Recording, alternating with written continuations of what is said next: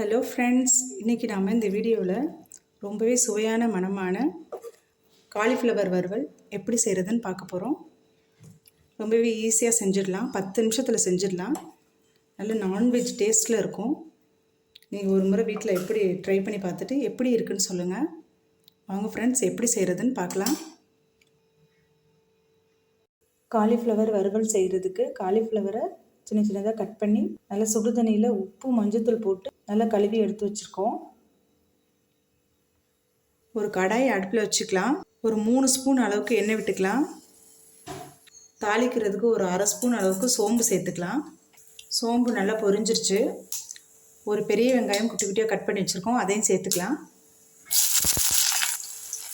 ஒரு medium size தக்காளி cut பண்ணி வச்சுருக்கோம், அதையும் சேர்த்துக்கலாம். வெங்காயம் தக்காளியை நல்லா வதக்கி விட்டுக்கலாம்.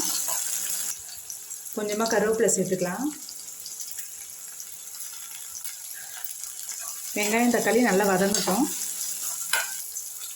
கொஞ்சமாக தேங்காய் எடுத்துக்கலாம். ஒரு 10லேருந்து 15 பல்லுக்கிட்ட பூண்டு, 1.5 ஸ்பூன் அளவுக்கு சோம்பு, இது மூணையும் மிக்ஸி ஜாருக்கு மாற்றி நல்லா நைஸாக அரைச்சிக்கலாம். வெங்காயம் தக்காளி நல்லா வதங்கியிருக்கு. 1 ஸ்பூன் மிளகாத்தூள், அரை ஸ்பூன் மஞ்சத்தூள், 1 ஸ்பூன் கரம் மசாலா, இது நல்லா எண்ணெயில் ஒரு முறை நல்லா கலந்து விட்டுக்கலாம். நம்ம அரைச்சி வச்ச தேங்காய் விழுது இதோடு சேர்த்துடலாம். அப்படியே மிக்ஸி ஜாரை கழுவி தண்ணி ஊற்றிக்கலாம். தேவையான அளவுக்கு உப்பு சேர்த்துக்கலாம்.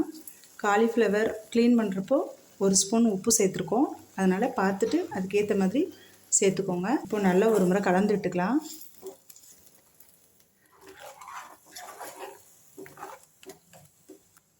நம்ம க்ளீன் பண்ணி வச்ச காலிஃப்ளவரை இதோடு சேர்த்துடலாம்.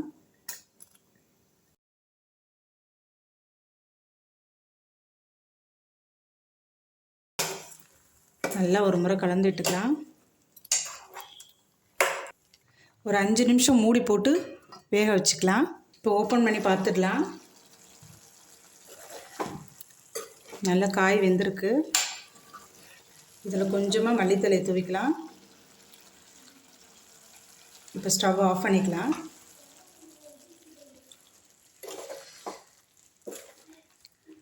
அவ்வளோதான் ஃப்ரெண்ட்ஸ், நம்மளுக்கு சுவையான மணமான காலிஃப்ளவர் வறுவல் ரெடி ஆகிடுச்சு.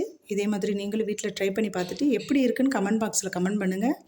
இது வரைக்கும் நம்ம சேனலை சப்ஸ்கிரைப் பண்ணலைன்னா சப்ஸ்கிரைப் பண்ணுங்கள். கூடவே பெல் ஐக்கானை ப்ரெஸ் பண்ணுங்கள். அப்போ தான் நம்ம போடுற எல்லா வீடியோஸும் உடனே உங்களுக்கு வரும். இந்த வீடியோவை கடைசி வரைக்கும் பார்த்த எல்லா நண்பர்களுக்கும் ரொம்ப நன்றி.